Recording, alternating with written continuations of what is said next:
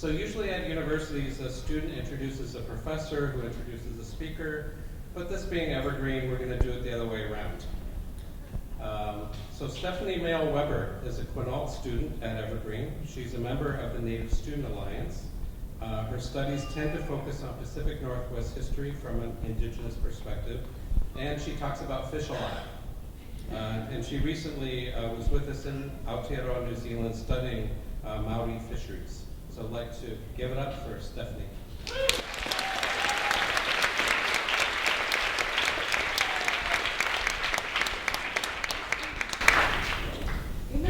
Everyone. I'm glad you all could make it here tonight safely. It's great to see you all. As Laura said, the name of this longhouse is Kuikui, meaning house of welcome. And so whether you're a native or not, you are welcome in this space. You are part of our family, provided you follow our rules. This doesn't seem like the kind of place where you would bring this stuff in, but I do want to reiterate that this is a drug and alcohol-free space. This is a sober space.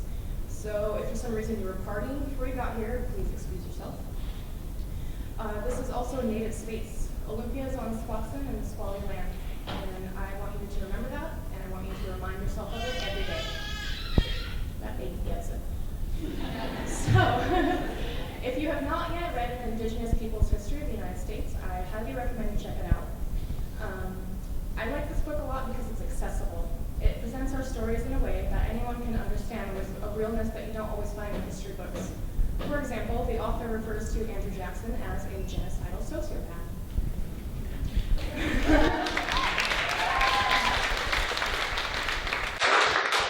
This book does not mince words, and I say that both as praise and as a warning to those of you who have not yet read it. It is praise because these are truths that people need to know, especially people who may not have ever read Native history like this. But it's also a warning. The truth hurts. The truth can really hurt. It hurts to read about horrific things that have happened to Native people, and these things are still happening today. So be aware that you may need a hug after reading some parts of this book. The book is not all doom and gloom, however. The author also talks about our triumphs, our strengths, and how resistance and survival go hand in hand. She does not just talk about how settler colonialism and genocide are foundational to the existence of the United States and how all these terrible things happened to Indians. No, she also provides concrete solutions for us to repair Indian country's mind and body. This book is a tool that we can use in our continual resistance to colonialism. And a little bit about the author. Roxanne Dunbar-Ortiz grew up in rural Oklahoma, daughter of a landless farmer and Native mother.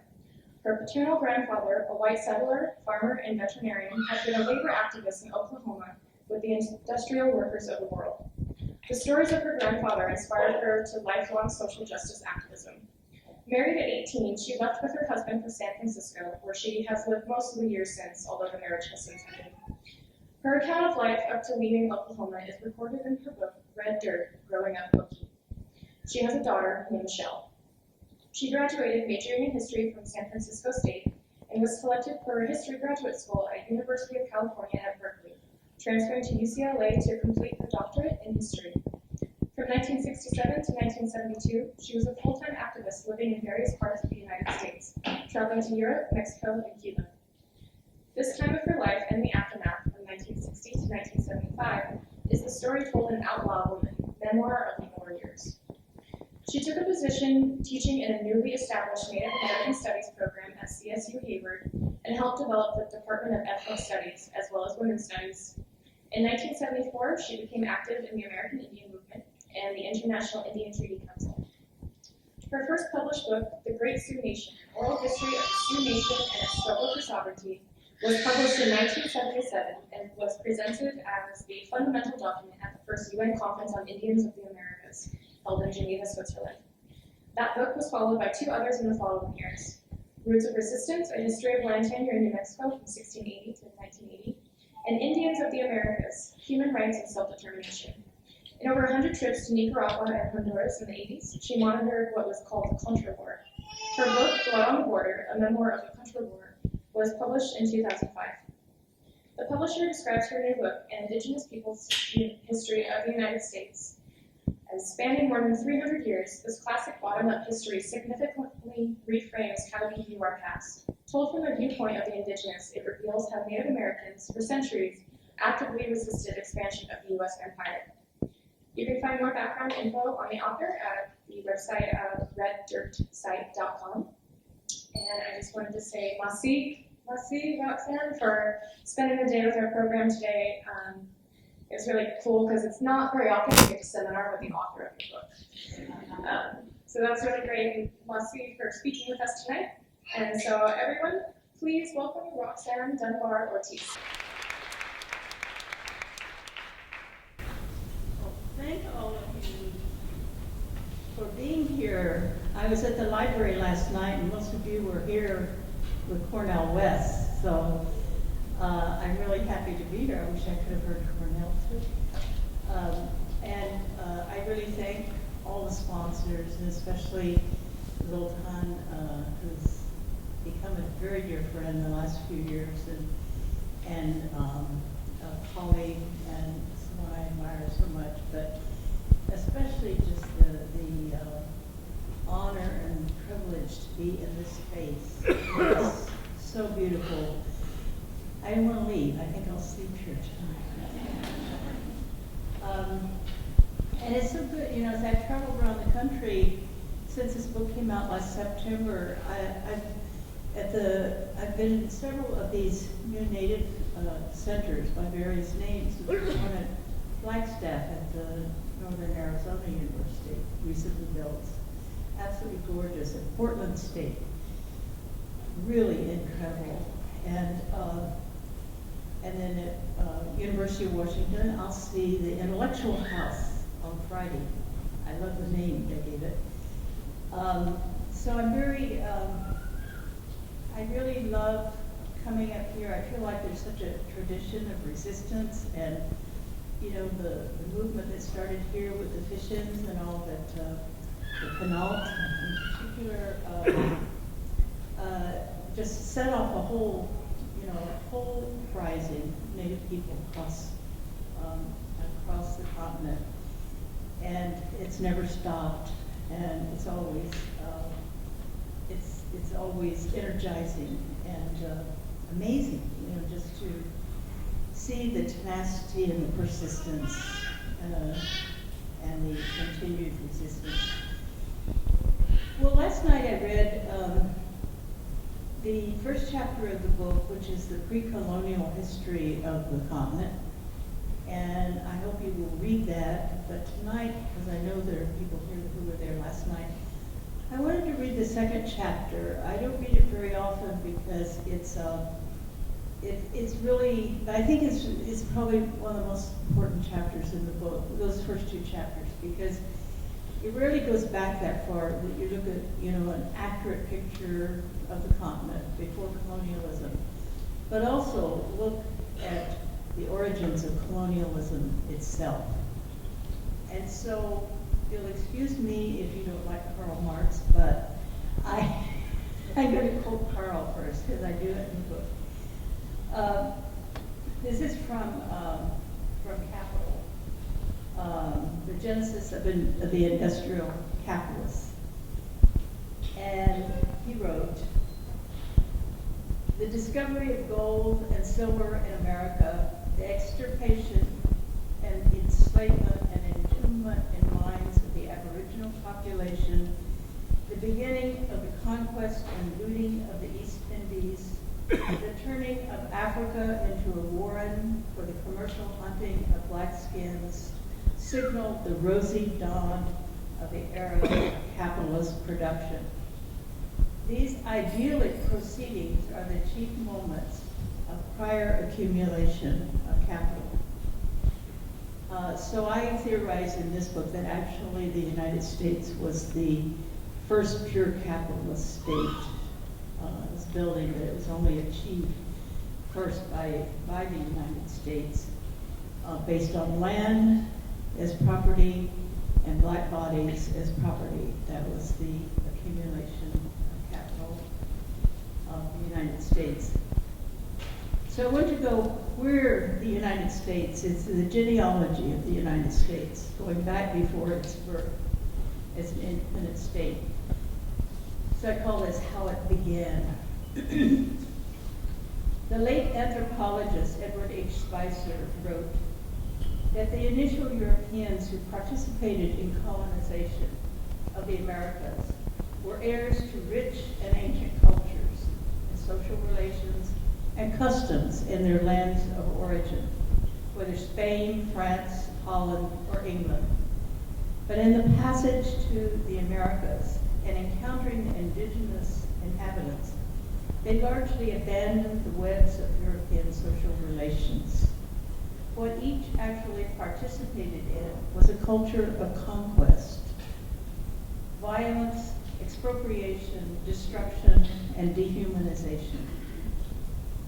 Spicer's observation is true as far as it goes, but the culture of conquest didn't start with Europeans crossing the Atlantic.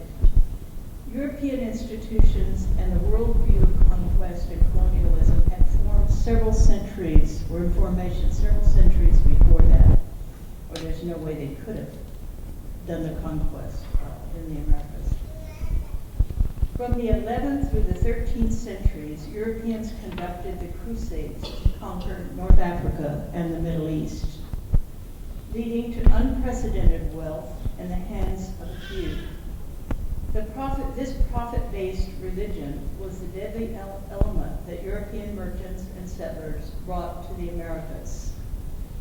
In addition to seeking personal wealth, colonizers expressed a Christian zeal that justified colonialism.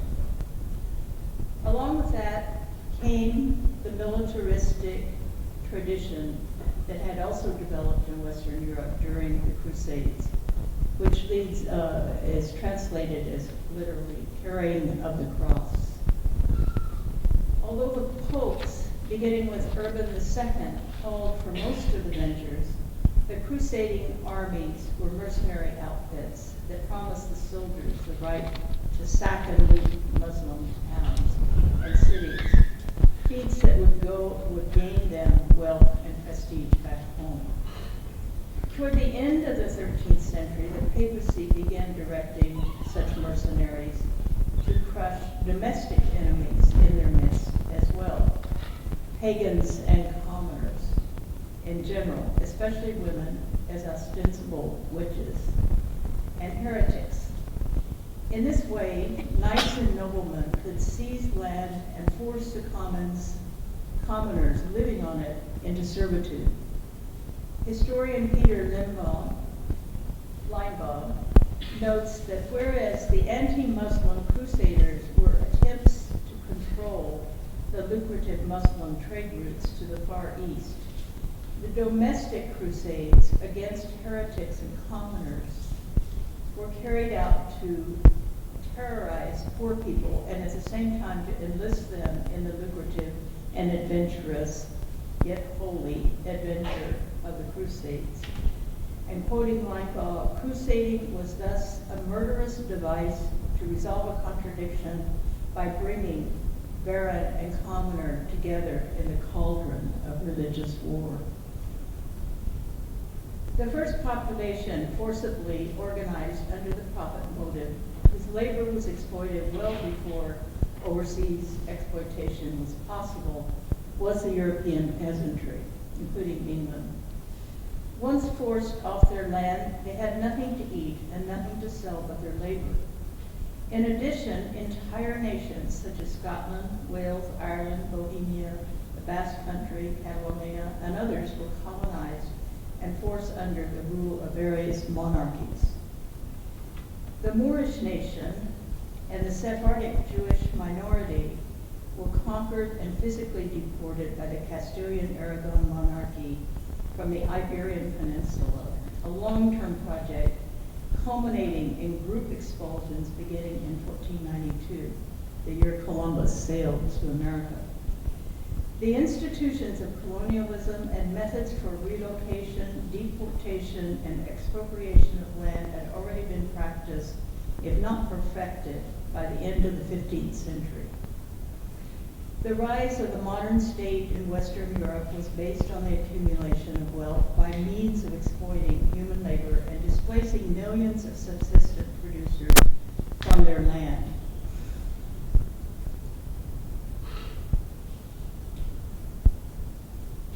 When these states expanded overseas to obtain even more resources, land and labor, they were not starting anew. The peoples of Central America, Mexico, and the Andes were the first overseas victims. South Africa, North America, and the rest of South America followed. Then came all of Africa, the Pacific, and Asia.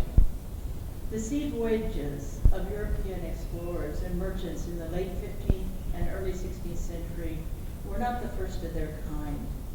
These voyagers borrowed the techniques for long-distance sea travel from the Arab world. Before the Arabs ventured into the Indian Ocean, Inuits plied the Arctic Circle in their kayaks for centuries and made contacts with many other peoples. As did the Norse, South Asian, Chinese, Japanese, Peruvian, and Melanesian and Polynesian fishing peoples of the Pacific. Egyptian and Greek knowledge of the seas most likely extended beyond the Mediterranean into the Atlantic and Indian Oceans. Western European seagoing merchants and the monarchies that backed them would differ only in that they had developed the basis for colonial domination and exploitation of labor in those colonies that led to the capture and enslavement of millions of Africans for transport to the American colonies. Along with the cargo of the European ships, especially of the later British colonizing ventures, came the emerging concept of land as private property. It had not existed in the world before. It's not a natural thing. It's always been so. Esther Kingston Mann, a specialist in land tenure history, has reconstructed the elevation of land as private property to sacred status, as she puts it, in 16th century England. The English used the term enclosure to denote the privatization of the commons. During this time, peasants, who constituted a large majority of the population, were evicted from their ancient common lands. For centuries, the commons had been the pasture for milk, cows, for running sheep, and their source of water, food, fuel, and construction materials, as well as edible and medicinal wild plants.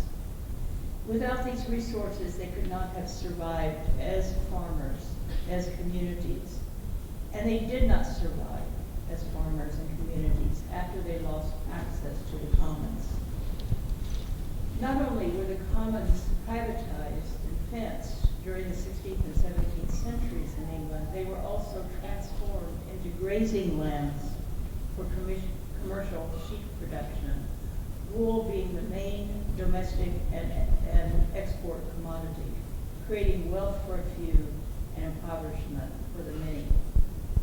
Denied access to their former commons, rural subsistent farmers and even their children had no choice but to work in the new woolen textile factories under miserable conditions. That is, when they could find work, for unemployment was high and labor was cheap and available. That's called a surplus labor, very important for profits, to drive down the wage. Employed or not, this displaced population was available to serve as settlers in the North American British colonies, many of them as indentured servants with the promise of land. After serving their terms of indenture, they were free to squat on indigenous land and become farmers again, for militias, kill the Indians.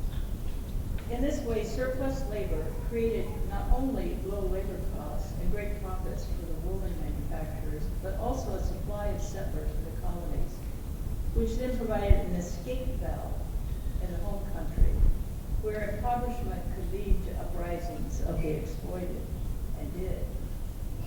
This so-called sacred status of property in the forms of land taken from indigenous farmers and of Africans as chattel was seeded into the drive for Anglo-American independence from Britain and the founding of the United States.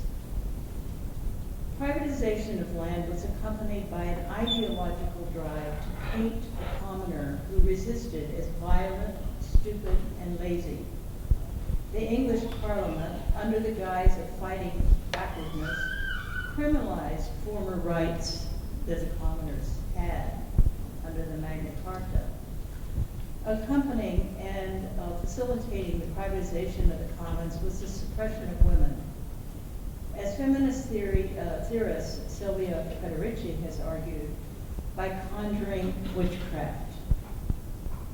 Those accused of witchcraft were poor peasant women, mostly women, there were some men, often widows, while the accusers tended to be the wealthier, either their landlords or employers, individuals who controlled local institutions or had ties to the national government, to the monarchy and the parliament. Neighbors were encouraged to accuse one another. Witchcraft was considered mainly a female crime, especially at the peak of the witch hunts between 1550 and 1650. And this is the period of time when the British started colonizing the Atlantic coast. More than 80% of those who were charged with witchcraft, tried, convicted, and executed were women.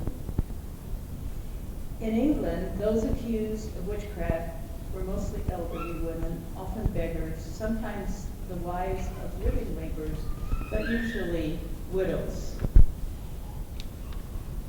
Actions and local occurrences said to indicate witchcraft included non-payment of loans, non-payment of rent, demand for public assistance, giving the evil eye. Think Baltimore, that policeman is very shaken up by Freddie looking him in the eye.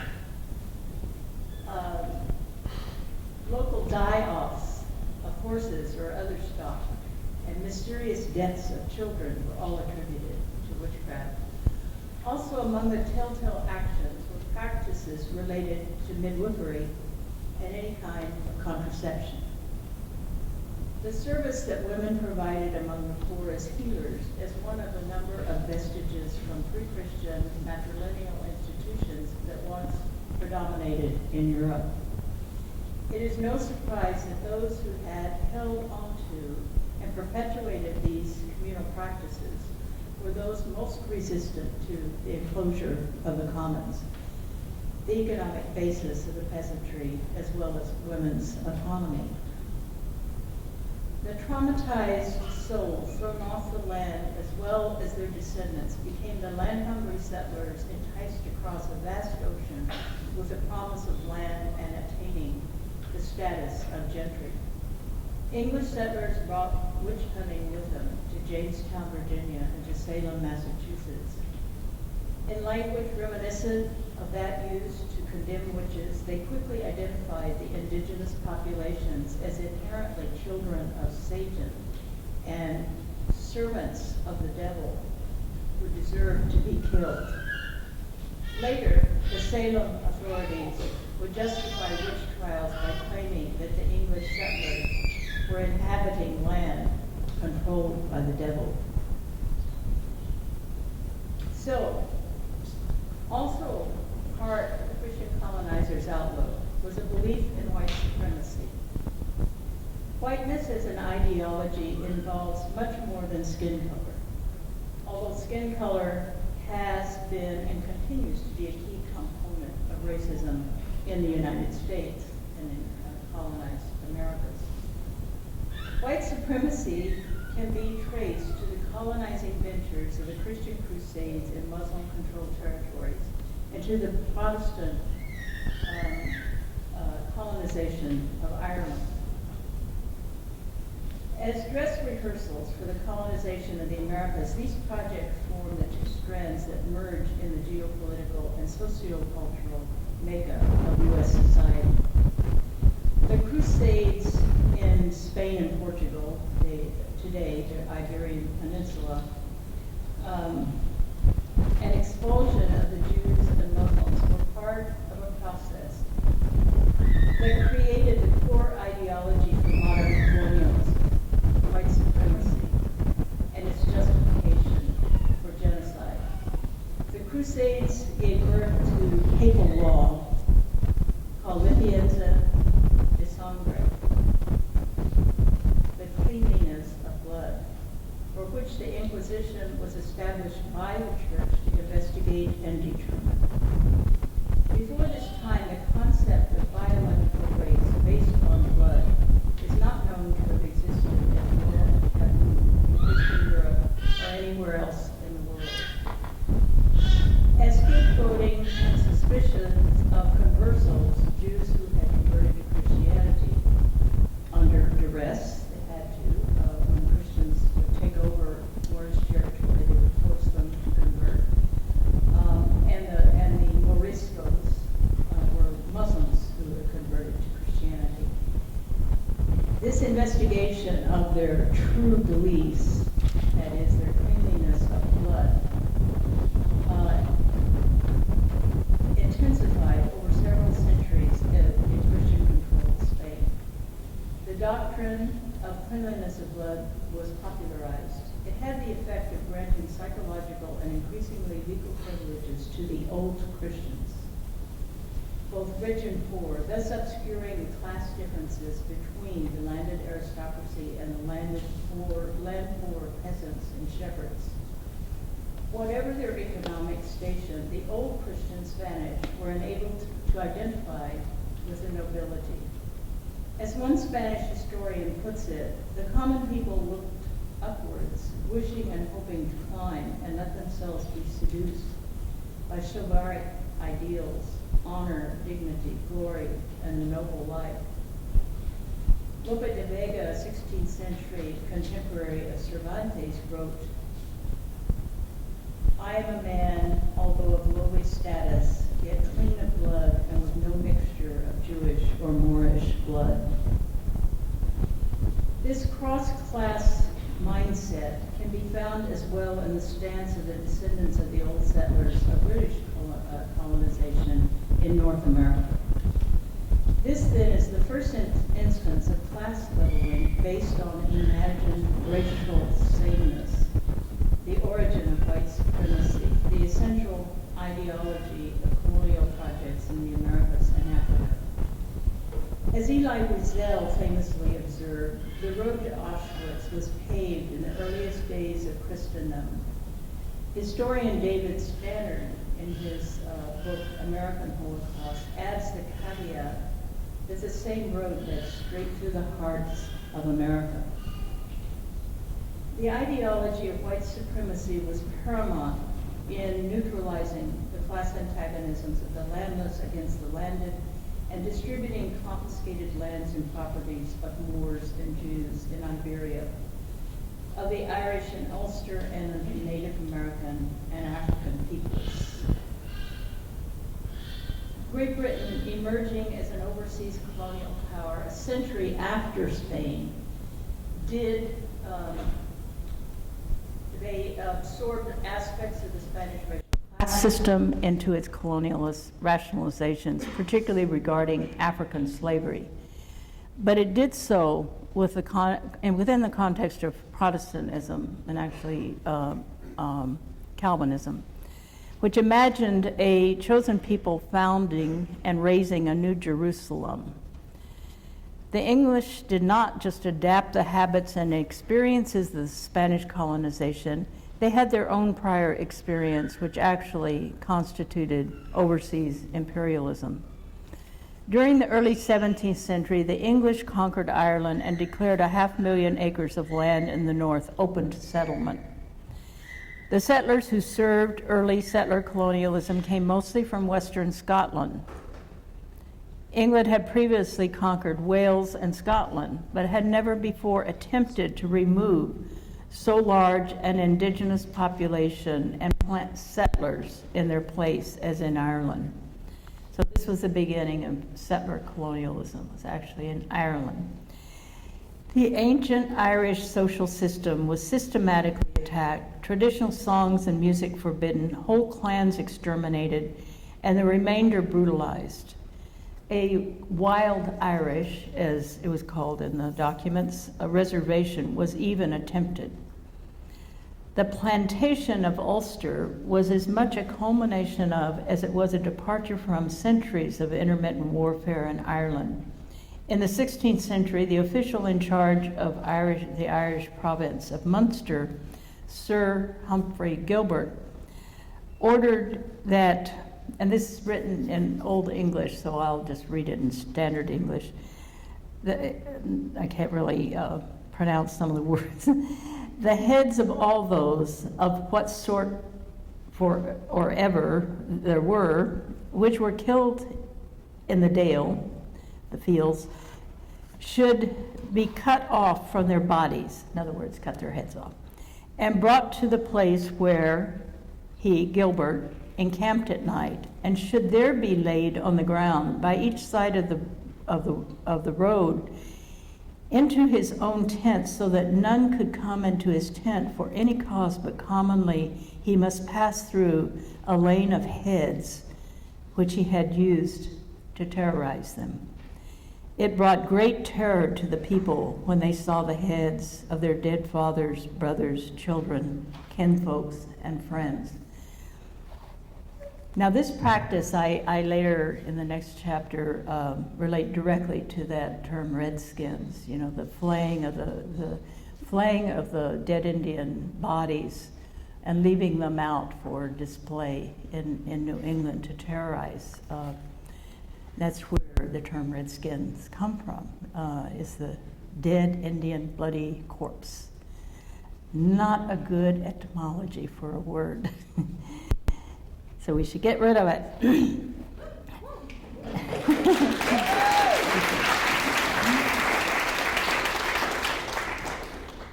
The English government paid bounties for the Irish heads.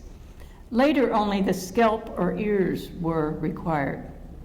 A century later in North America, Indian heads and scalps were brought in for bounty in the same manner. Although the Irish were as white in skin color as the English, they transformed them into alien others to be exterminated, previewing what came to be perceived as racialist when applied to indigenous peoples of North America and to Africans. At that conjuncture, both in the Christian Crusades against the Muslims and England's invasion of Ireland, the transition from religious wars to the genocidal mode of colonialism appears. The Irish under British colonial rule well into the 20th century continued to be regarded as biologically inferior. During the mid-19th century, influenced by social Darwinism, some English scientists peddled the theory that the Irish, and of course Africans and all people of color, had descended from apes, so they accept Darwin's theory of evolution. But the English were descendants of man, who had been created by God in his own image. These are so-called scientists. The English were angels, and the Irish and other colonized peoples were lower species, which today U.S. Christian identity white supremacists call mud people, inferior products of the process of evolution, and open to being killed. Actually, you're obligated to get rid of them.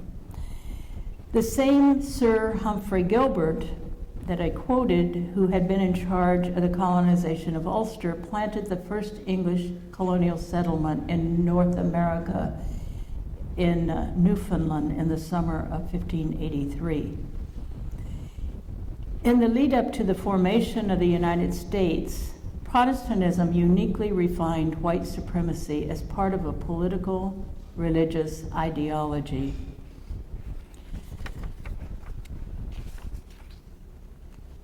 Now I get into, I think, yeah, I can do this. What I call the terminal narratives. We have the setup. Well, I already had the setup of what existed in the Americas, which are great civilizations, agricultural civilizations, fishing peoples, whole civilizations thriving.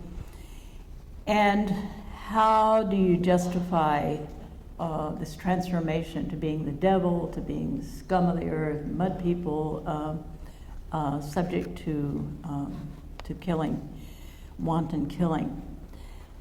Well, so as people, as you know, scholars, historians especially, have had to come to admit that there were a lot of bad deeds done. They used to be proud of it. It was victory over these peoples. But with our movements, they've had to adjust, so they've created the terminal narrative.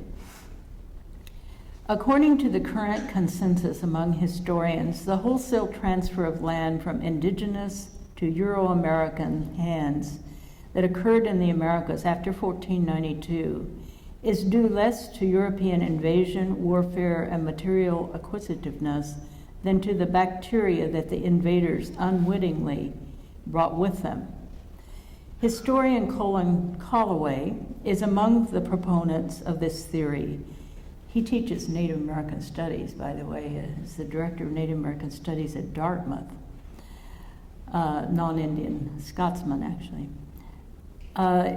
He's one of the proponents of this theory, and he writes that, quote, epidemic diseases would have caused massive depopulation in the Americas, whether brought by the European invaders or brought home by Native American traders. Such an absolutist assertion renders any other fate for indigenous peoples improbable, manifest destiny. Professor Calloway is a careful and widely respected historian of indigenous North America. But his conclusion articulates a default assumption. The thinking behind the assumption is both ahistorical and illogical, and that Europe itself lost a third to one half of its population to infectious disease during medieval pandemics. The principal reason the consensus view is wrong and ahistorical is that it erases the effects of settler colonialism with its antecedents in the Spanish conquest of the Iberian Peninsula and the English conquest of Scotland, Ireland, and Wales. By the time Spain, Portugal, and Britain arrived to colonize the Americas, their methods of eradicating people or forcing them into dependency and servitude were ingrained, streamlined, and effective.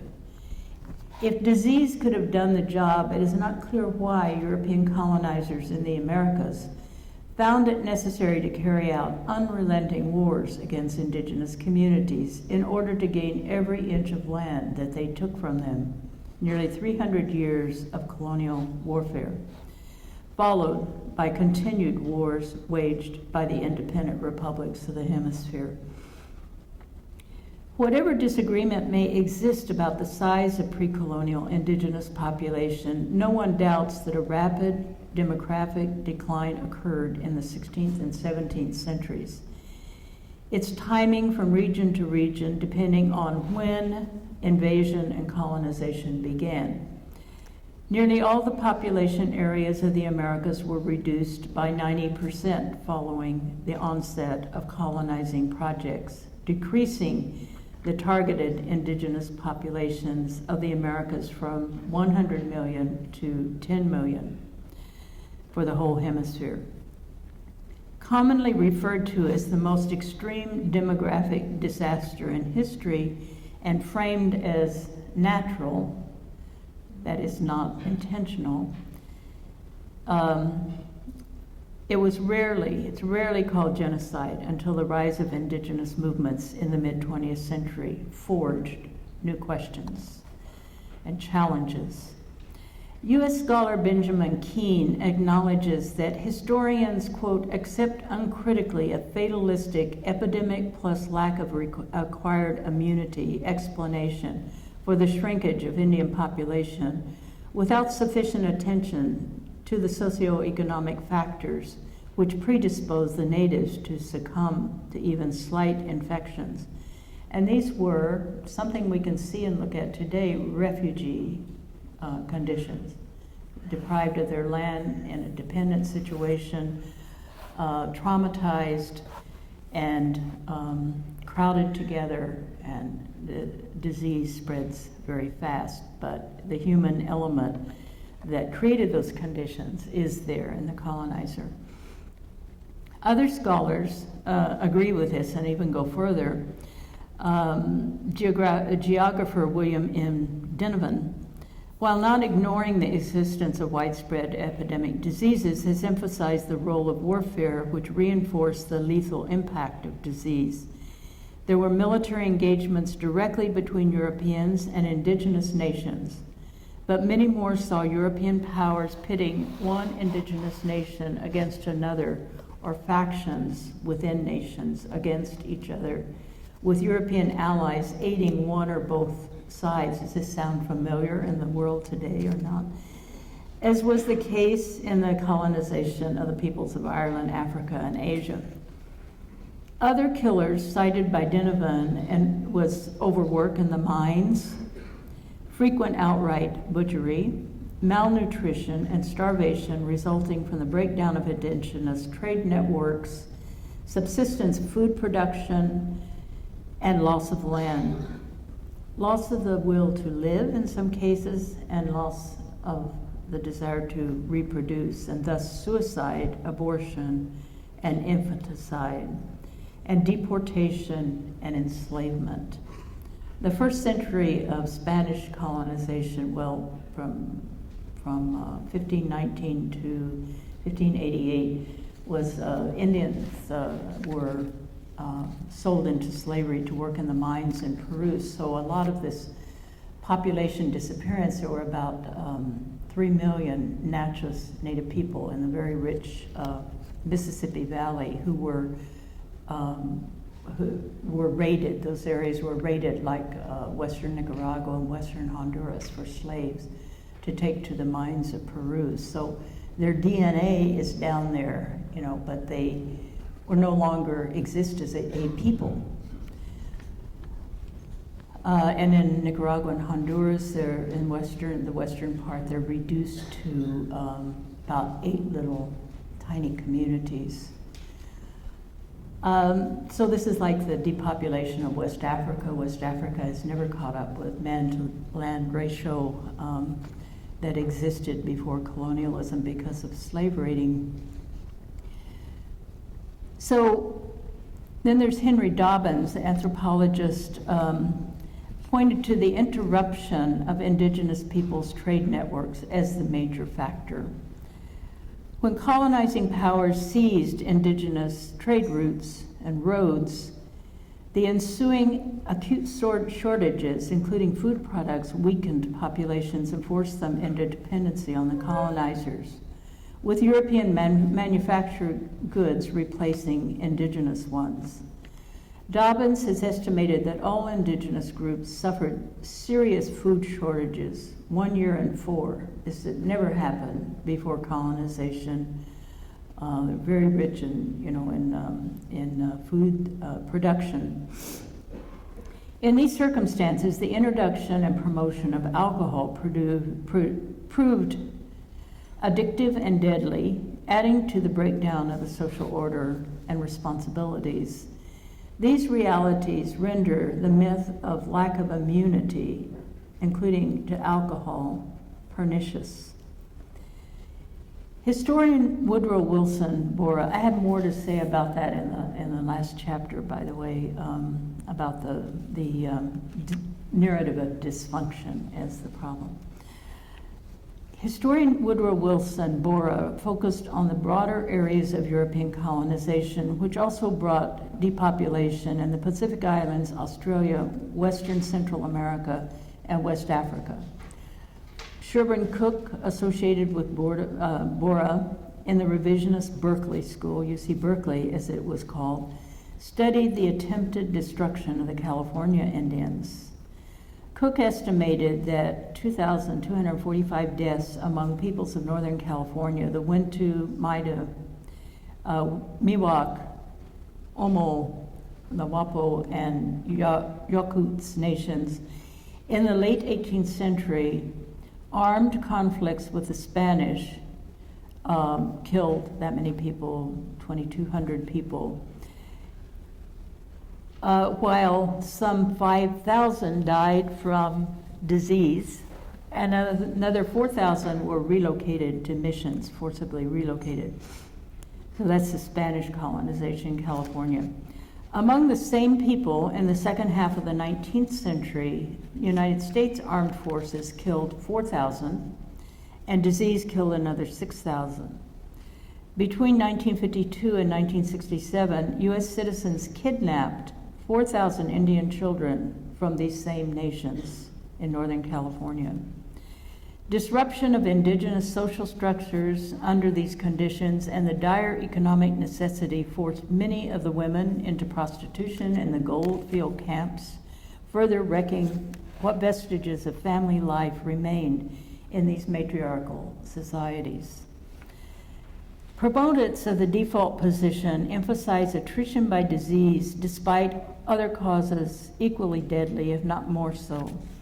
In doing so, they refuse to accept that the colonization of America was genocidal by plan, not simply the tragic fate of populations lacking immunity to disease.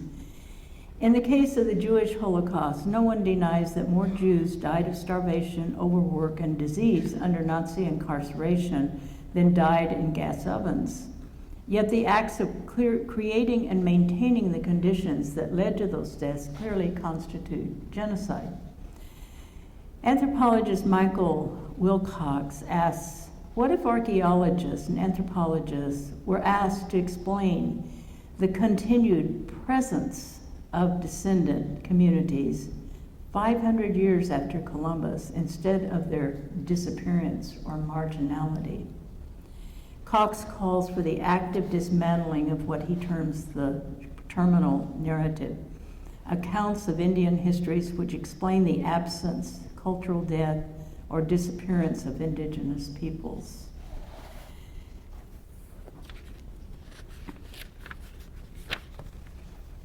Okay, I have a little bit. So the consequence of this massing of fortunes in the, back to the Karl Marx quote, were first felt in catastrophe experienced by small farmers in Europe and England. The peasants became impoverished, dependent workers, crowded into city slums. For the first time in human history, the majority of Europeans depended for their livelihood on a small, wealthy minority, a phenomenon that capitalist-based colonialism would spread worldwide. The symbol of this new development, indeed its currency, was gold. Gold fever drove colonizing ventures, organized at first in pursuit of a metal in its raw form. Later, the pursuit of gold became more sophisticated, with planters and merchants establishing whatever conditions were necessary to hoard as much gold as possible. Thus was born an ideology, the belief in the inherent value of gold despite its relative uselessness in reality. Investors, monarchies, and parliamentarians devised methods to control the processes of wealth accumulation and the power that came with it. But the ideology behind gold fever mobilized settlers to cross the Atlantic to an unknown fate, subjecting entire societies and civilizations, enslaving whole countries, and slaughtering people in village by village. None of this seemed too high a price to pay, nor did it appear inhuman. The systems of colonization were modern and rational, but its ideological basis was madness. Thank you.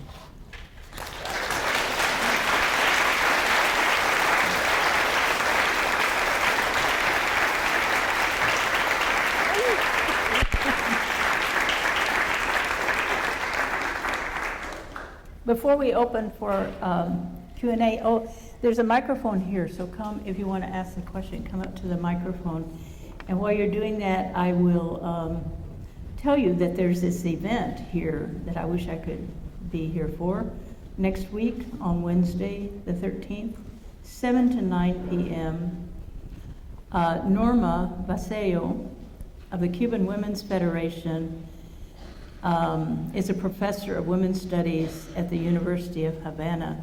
And here she is as a young guerrilla fighter. So go see her. This sounds great. No one's there.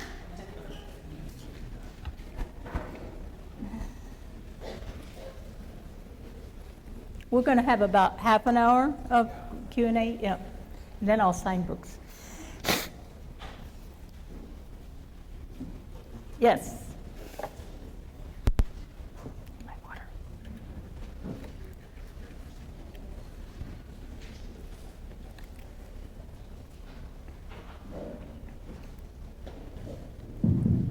There it is.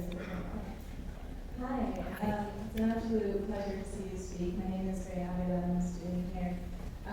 First, I really want to thank you so much for your commitment, your decades of commitment to exceptional scholarship. So thank you so much for that. Yeah.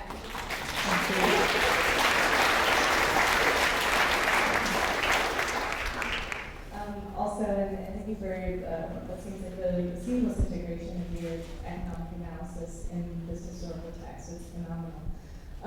I wanted to ask you a question while you were here about the relationship between your activism and your academic pursuits.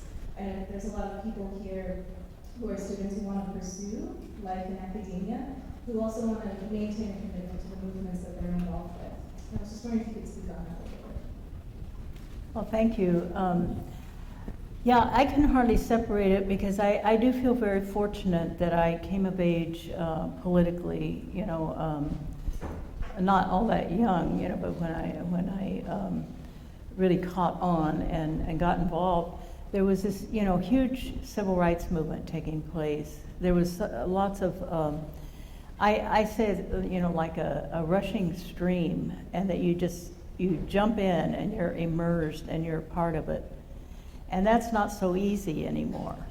It was easier to be an activist. Actually, I quit academia to be an activist. I don't think I would have had to. Some of my radical colleagues did not, and did as much as I did. But I was so mad at the university that I wanted nothing to do with it.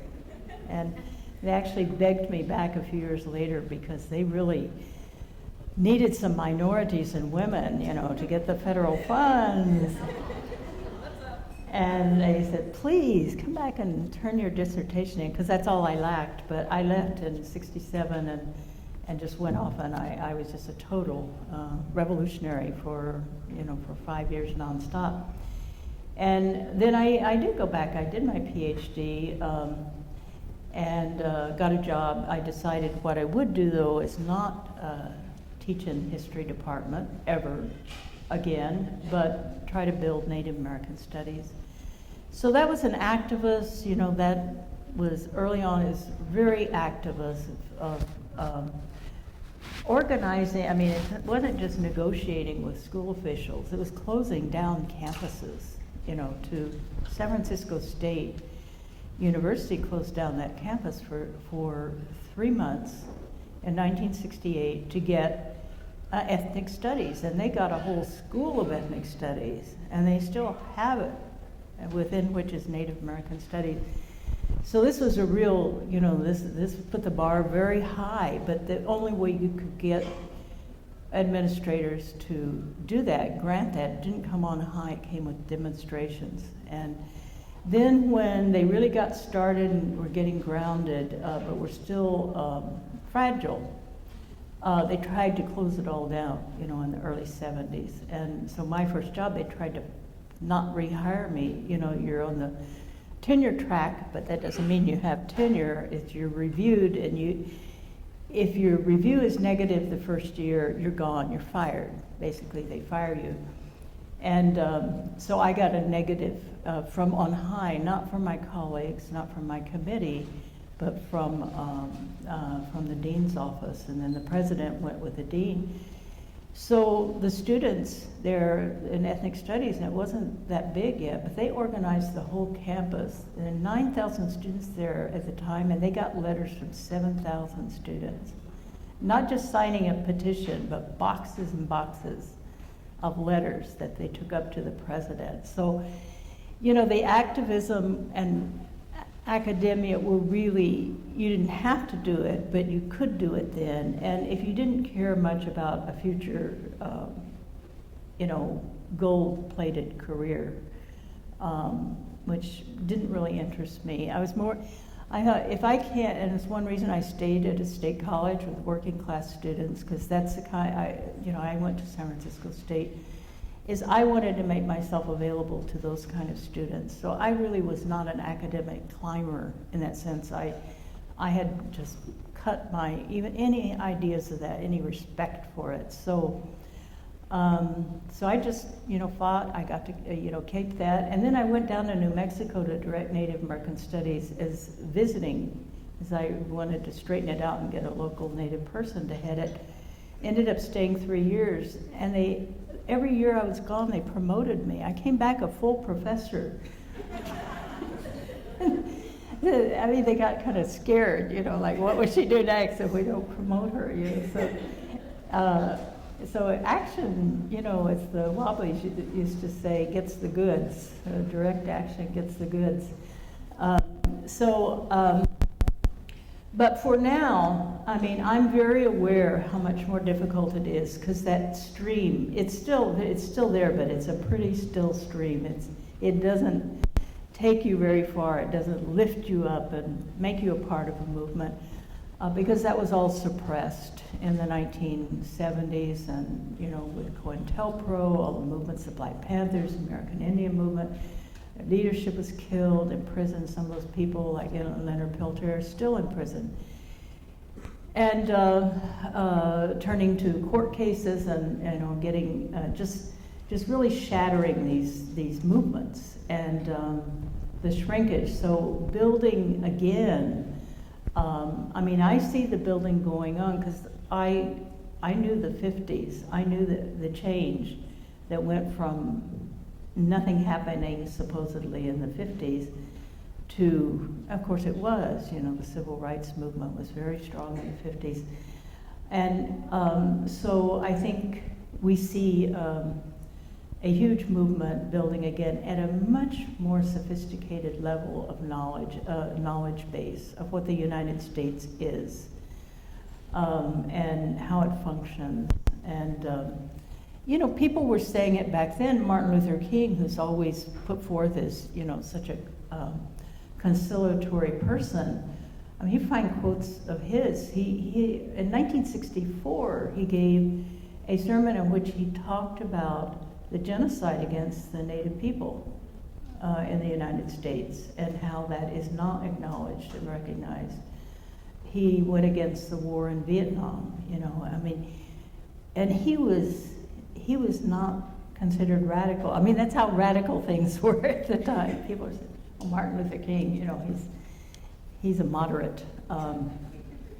So it's pretty radical time. So you could, you know, really be, I mean, you get a lot of things done that way, but when you do that now, you can't do it as an isolated person. You have to have a huge movement to be able for people to do that. And now, you know, like during the first Gulf War, hardly anyone knows this. I took notice of it because I work with Veterans for Peace. But 3 Vietnam veterans killed themselves during the first Gulf War, publicly burned themselves or killed themselves in protest. It didn't even make the news. You know, so the individual actions are just, without a huge movement, and there was just no big anti-war movement against the first Gulf War in 1991.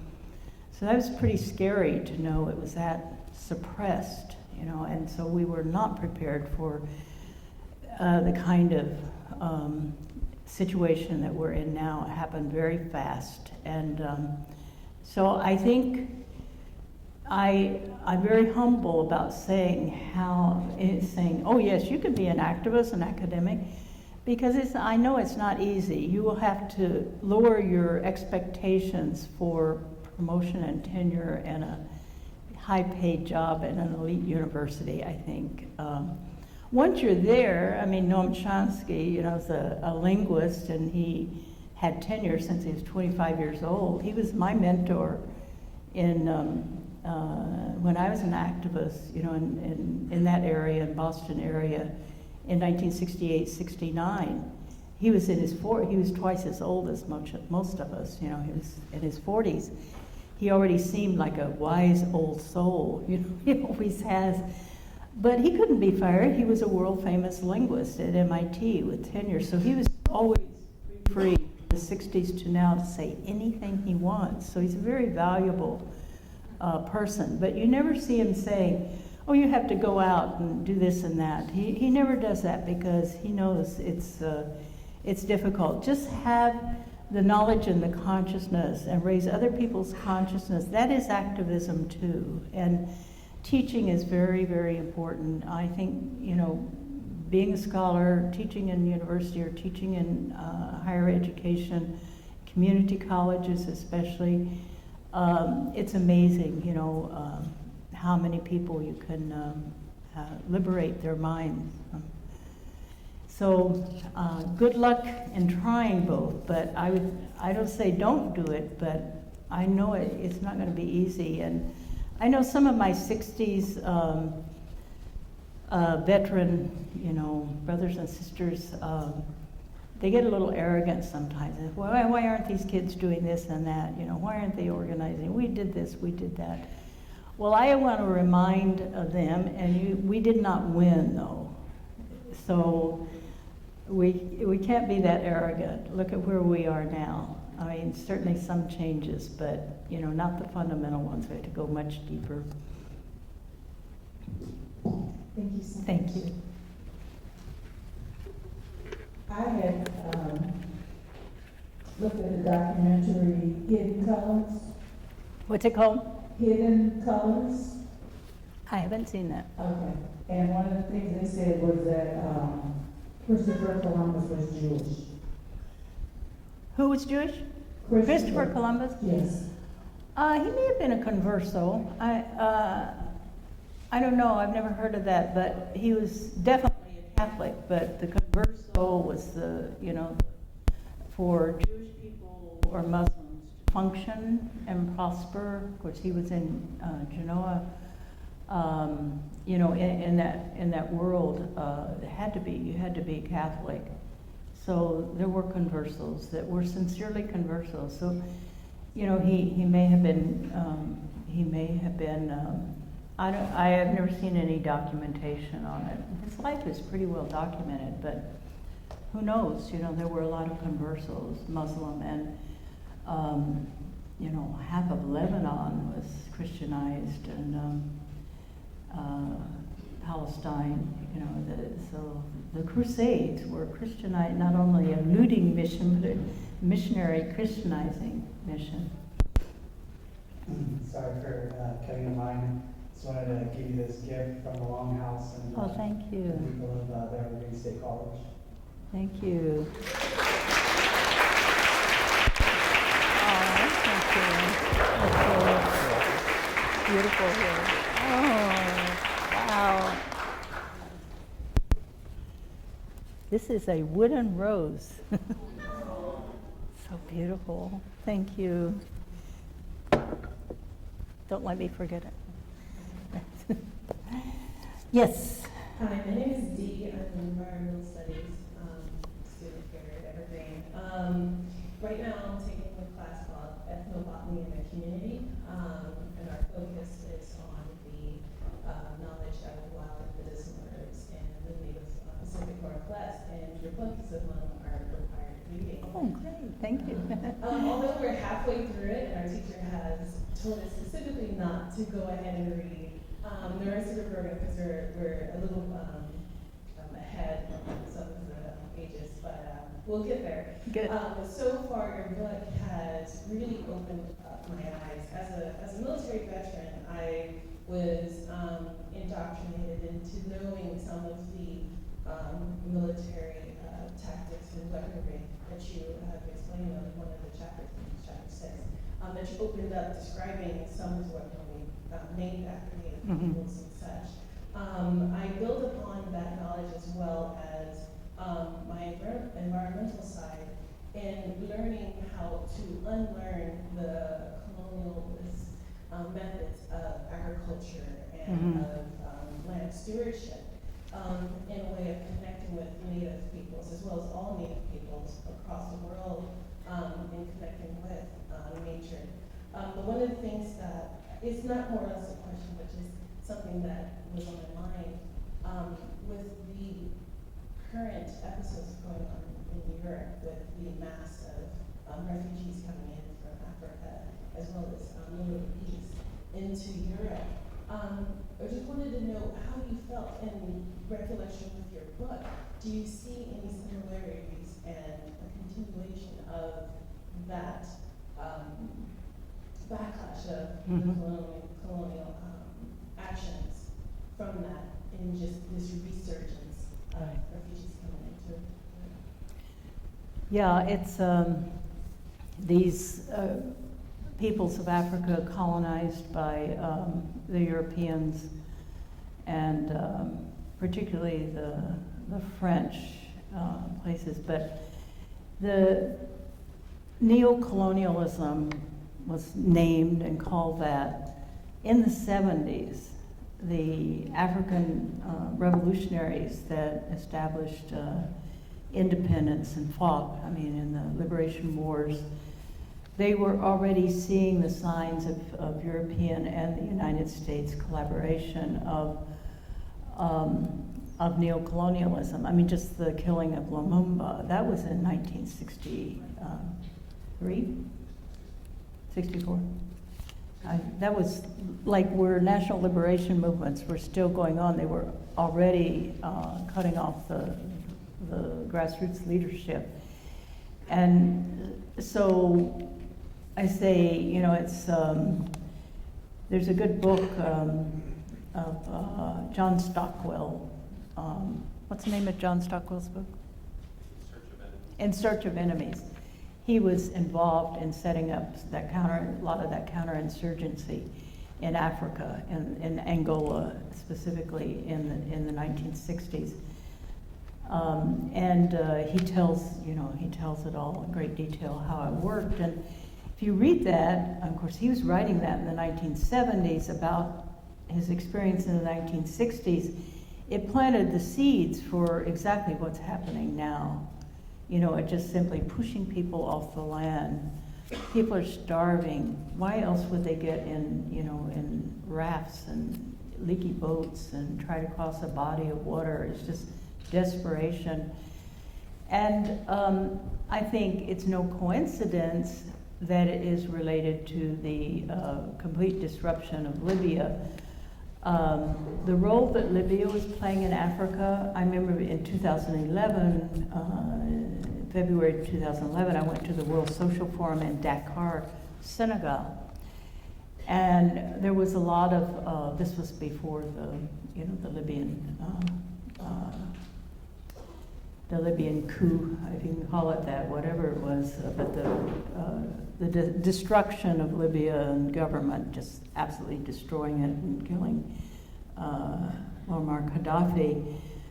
But Gaddafi, however, as one friend put it, however flaky he could be sometimes, eccentric, he was doing some things like, there's a lot of racism in Arab Africa against sub-Saharan Africans. We know that, and a lot of Arabs were also slave traders.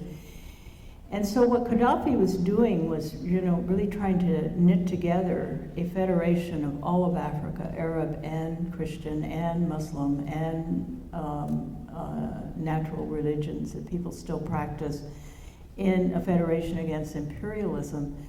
And so what you see is there were a lot of guest workers in Libya because of the oil fields. And they had a pretty good life there, but once these people who rebelled, that the U.S. got behind and France got behind and bombed all over the place, they started right away killing and persecuting these African workers, these guest workers. And that migration started right then, in 2011. But at that World Social Forum, before that had happened, it's like I got a prep course in the role that Gaddafi was playing, and in the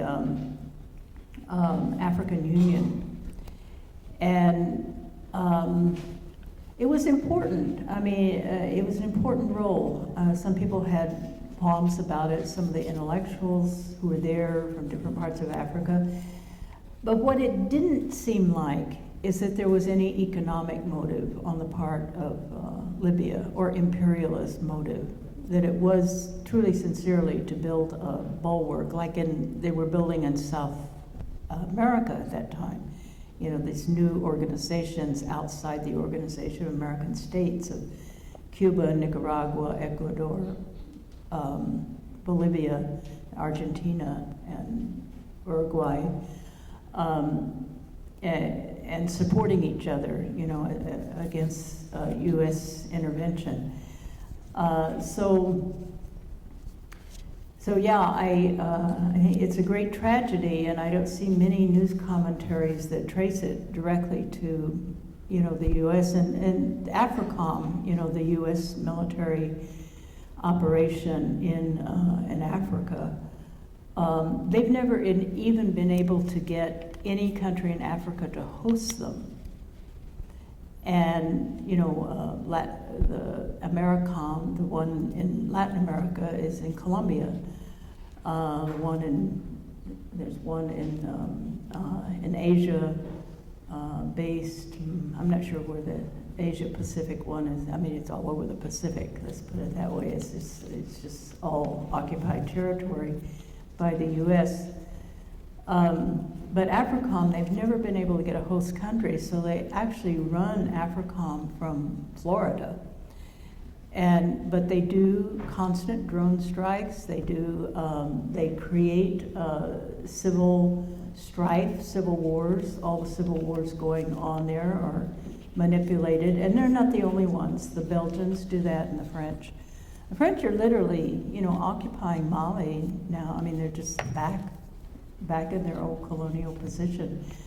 And they have bases all over the French colonized Africa. So it's really but what I saw in Dakar with, it was like 250,000 people from all over Africa, mostly young, brilliant students and activists at the World Social Forum. So I got to spend, a week listening to them, and there's a lot of fear, I would say. Most were from West Africa because it's closer, but they also came from Tanzania, South Africa, Nigeria, Kenya, smaller delegations. And then, the activists of Dakar. It gave me a lot of hope that they are, there is a counter movement organizing. We don't hear about it, and I'm sure I would not had I not gone there and met the activists and talked to them, about their projects. Because, I think imperialism U.S. imperialism desires that resistance isn't revealed, and that means the people are welcoming or inviting intervention if there's no resistance visible. But it doesn't mean there's no resistance going on, and I think we have to remember that. Suddenly when something pops up and surprises us, we say, oh, that didn't get organized in a day. But it's going to be really difficult because there have been really big setbacks in the last 10 years, 15 years for Africa. Thank you. Hi, my name is Heather. I'm a Master's of Environmental Studies student here. And we're studying capitalism, especially as it relates to global climate change. And I was interested in your theories about how the U.S. is the first true capitalist state based on land grab and slavery. And I was just wondering if you could talk more about how you see that playing out in the future and what role Indigenous communities will have. Yeah, it's really exciting, you know, the leadership that Native people are taking in the on climate change, but also just a really new, energized movement of resisting the this opening of mines and opening of oil and building of you know the oil pipelines and stations. And here in the Northwest especially, and up into Vancouver, is this, but all over, you know, in Oklahoma where I'm from, definitely Native people are in the leadership. Because they, you know, they have very little, but they have everything to lose. Not just a bit to lose, but everything to lose. And everyone does eventually, but you can have the illusion, well, this won't happen to me, but they know their lands are being threatened because of the doctrine of discovery, because of the U.S. colonial system. Native people are precarious on their reservations because any time the sovereign, as they call it in the doctrine of discovery, wants to take the land away, even if there's a treaty or whatever, they have already assumed that the Native people don't own the land, they do not possess it in any legal way, that it's there as a gift from the sovereign. That's the doctrine of discovery that dates back to the mid-15th century papal bull. So they know, you know, there's this big move to get all resources, you know, just a resource rush. The fracking in Oklahoma is causing earthquakes. That doesn't miss a beat, you know, continues. And the opening of, possible opening of open pit uranium mines again in the Southwest is a real possibility. So it reminds me really of 1978, you know, and many of you were not born yet, but there was an oil crisis. That's when the oil crisis began, and they realized that there was peak oil, you know, that there was a limited time for oil to last, and what would happen after that. So that's when, you know, the meddling in the Middle East, we better control it. Of course, they've been doing that for a long time, but it intensified, and then it got up to destroying Iraq, which was one of the most together organized states in the region, although it didn't have all that much, not as much oil as Saudi Arabia. It was not a client state. Libya, of course, too, Venezuela, to get rid of these, you know, these places that were insisting on sovereignty over their resources and being able to say no. We don't want you here. So I went to we had an interesting confluence of Indigenous people and environmentalism overlapping in New York last September with the climate convergence. Did you all hear about that? It took place in New York. It was a big, huge 3-day demonstrations, teach-ins, and all the environmental groups, really from all over the world. It was at the opening of the United Nations. And at the same time, the General Assembly of the United Nations had organized a world conference on Indigenous Peoples, a follow-up to the UN Declaration on the Rights of Indigenous Peoples. So there were about 20,000 or so Indigenous peoples from around the world there for that conference. There were, some say, 1 million people in the climate convergence. I don't know how to count, but you know, when on Democracy Now! They were showing the above pictures, you know, you couldn't see the end of either line, you know, and none of the reporters ever were able to walk the whole place. I mean, it kept moving. It was huge. And Native people in the leadership of that. And that is a real change, because environmentalists have not been very crazy about, you know, preserving Native sovereignty and Native self-determination historically.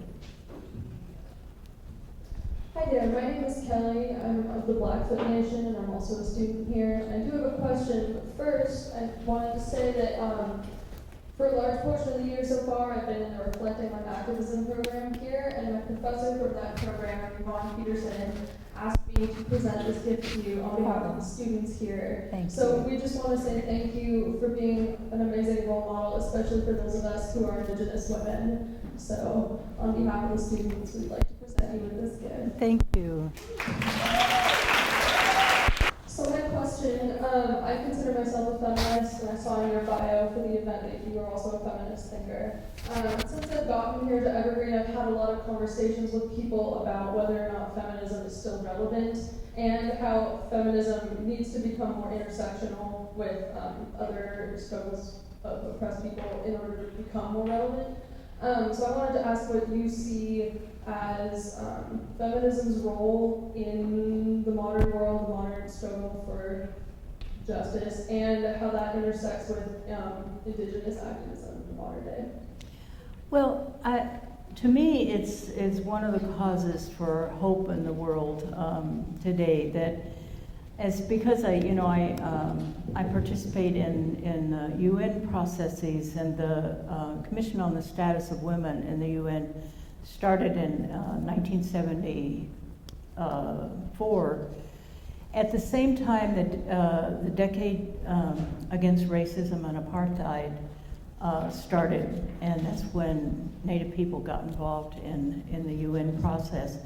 So most of the Native women involved in the process were also got involved in the women's, the status of women, you know, the big conferences, the one in Mexico, then Copenhagen, and Nairobi, and in Beijing, most people know about, in 1995. So there's this huge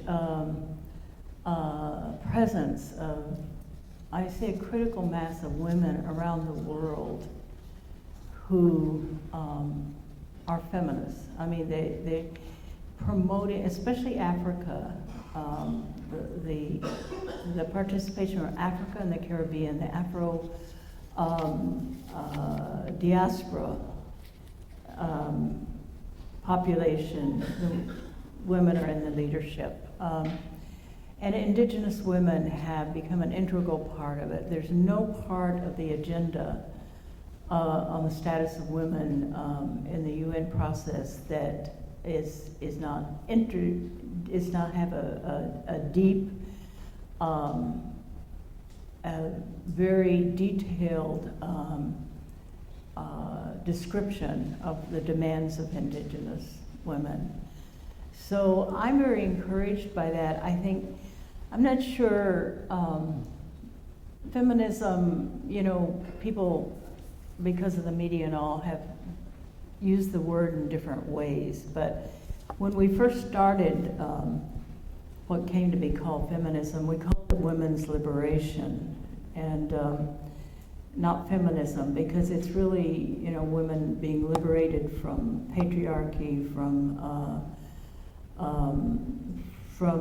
the kind of domestic chores, but also being seen as the primary provider of, you know, they were never counted in, you know, assessments of either wealth, you know, or income for all the unpaid work that they did. So it's changed the whole UN economic aid system completely, paying attention to funding women's projects in the third world.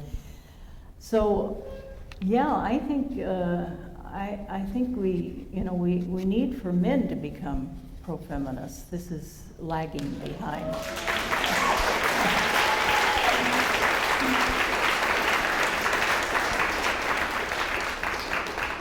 course, I know all of you here at Evergreen, of course you do. Thank you. Natürlich, natürlich. I'd just like to ask the question is that what's, now what?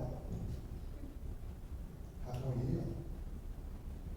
How can we as individuals from here, what can we do to heal together? To, as men, to uplift the women, to stop the domestic violence, the abuse, and suicides, just in our own communities, in our backyards, on this campus. Yeah. What do we need? Do you have some ideas? I bet you do. Yes, go ahead. Do we have time? Yes. All I can speak to it, I mean, you asked the question, all I can speak to is that, is, like our young sister said, is that as men, to step up and step forward and be respectful, honorable, and the men that we're supposed to be, the warriors, the peacemakers, too. Instead of the women taking the lead in the role to stand beside the women. To stand beside the women as all of us are standing together, black, white, native, and Asian people across the world.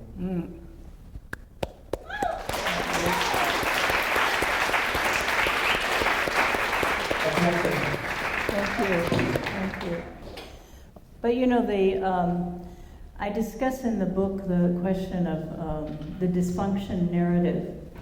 And you see it with the discussion of the African American situation too, another colonial situation.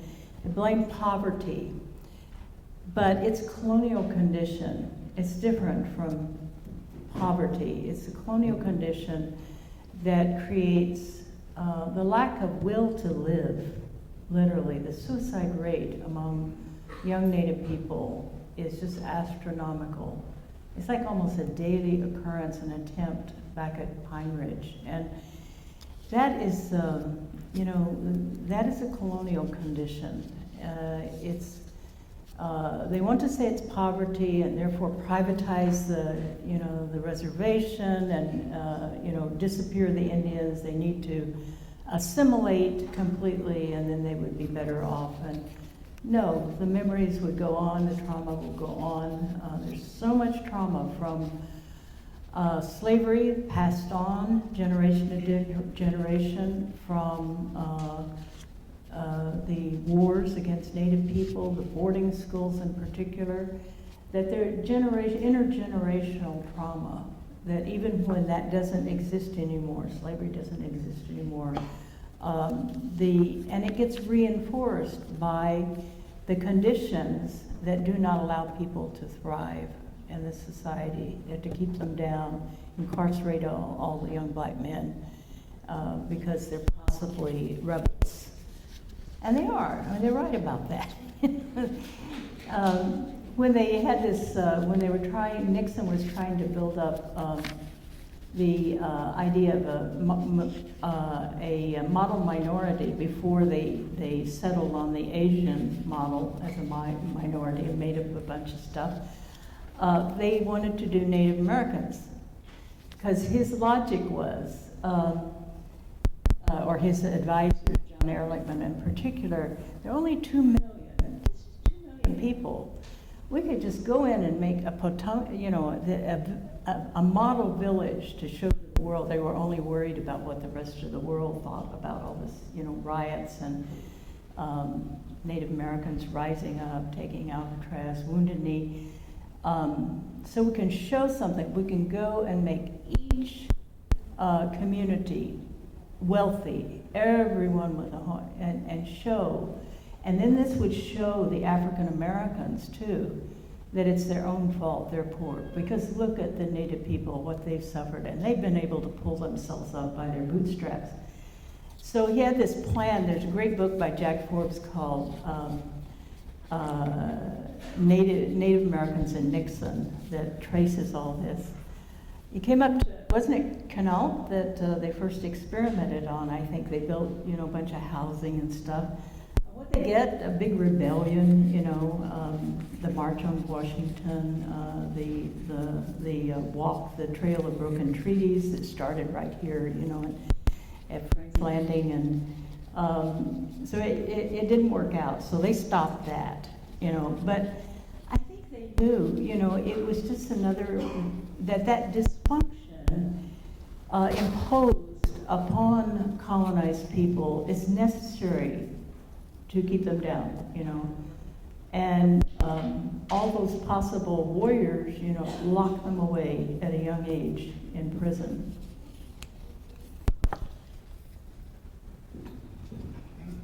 Hi, my name is Lucas, and before I ask you a question, I heard Jean mention what can we do, and that is something that's always on my heart. And recently, or in October, there was a lot of hubbub around the area about Portland and Seattle having Indigenous Peoples Day replace Columbus Day. And I'm excited to actually try to make that happen in Olympia. Yeah.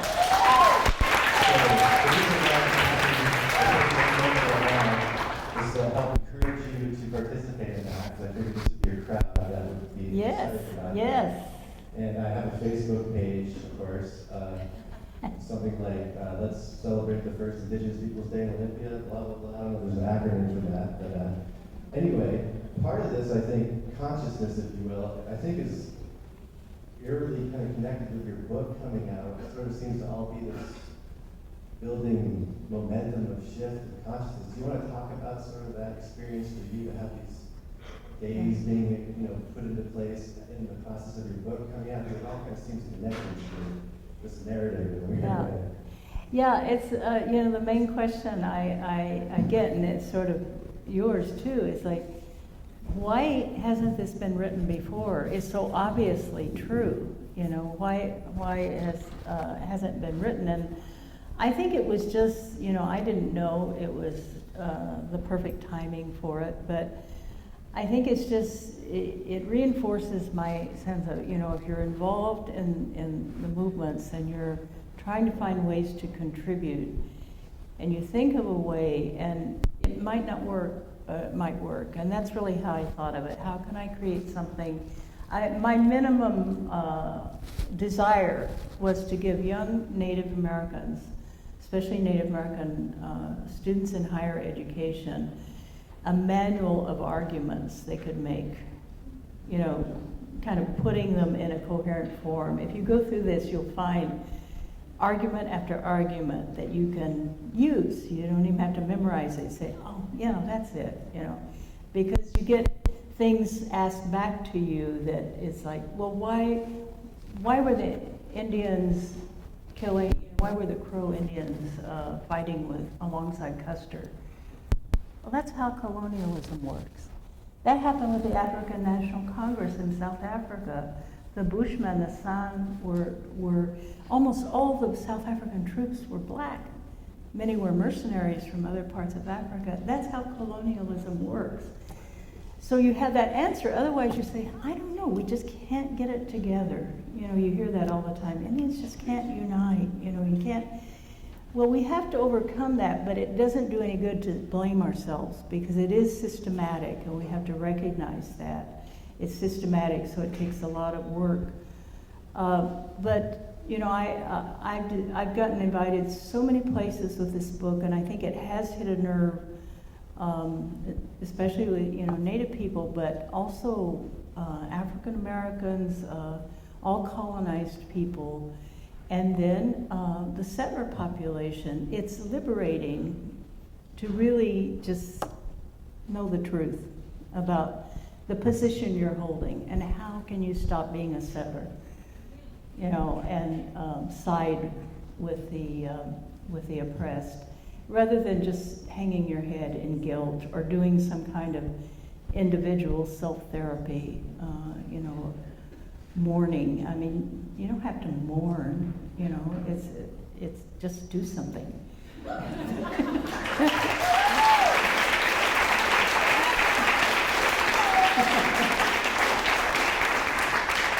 want to ask, if he was on the activist trail today, now what one would you select, why, and how would you use history to be successful in campaigning your issue? What was the first part? If I he think was- my mind's If he was on the activist trail today, Yo, I am. what one, well, well, some, we were talking about Leonard Peltier, and we're talking about, The young people. changing Columbus Day. Yeah, And so history should be utilized more I see, yeah, to preserve our treaty rights and right. sustainability. And so if you was 18 years old and you were going to become activist, you become an activist, right? You're gonna go to these different events. Which one issue would you direct, and how would you use history to be successful? Yeah, I think history is, you know, it's what you learn from the people. Listen to the people's stories, because the scholarship of history, a lot of good native literature is coming out now, but history, as it's written to defend colonialism, is not very helpful. It's good to unlearn that. But for especially community histories and tribal histories, there are a lot of Native scholars doing this now, and I think it's very important. Plus the language revival of repairing, putting back together elements that have been scattered and lost, and bringing in people like the Anishinaabe White Earth Reservation. They did a new constitution. They had bars on anyone who didn't live on White Earth could not vote in elections. So this excluded like about 3/4 of the White Earth population. And their new constitution, it's every Anishinaabe person has the right to participate in the White Earth. And some resented that, some there, well, why did they leave? You know, resenting the people who left. I know like Palestinians in Palestine, they kind of resent the Palestinians in the diaspora. They have easier lives, they're not getting shot at every day. And those are natural things, but, you know, to have that kind of resentment. But still, you know, you want to be inclusive and rebuild nation building, you know, do nation building.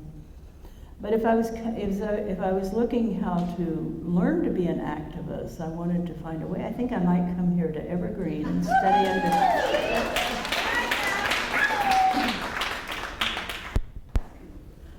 Well, I'm here to announce that there are some books for sale, and you're going to be signing books.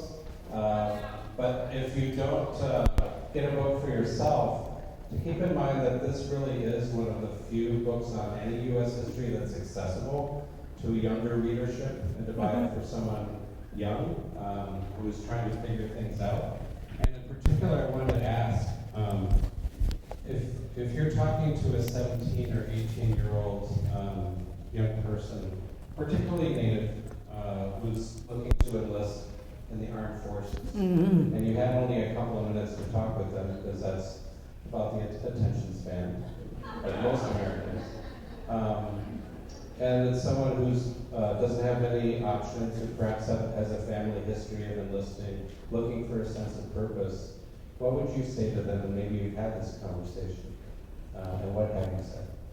Yeah, I've done a lot of anti-war counseling, but you know, in the 60s and since then. And with this volunteer army, they've just gotten into all the schools, you know. I think trying to get them out of the schools, as they give the kids these papers for their parents to sign, they're underage, to give them permission to join the military. So you have these 16, you know, the underage kids, really. But I would try to persuade anyone, you know, not to join the U.S. military.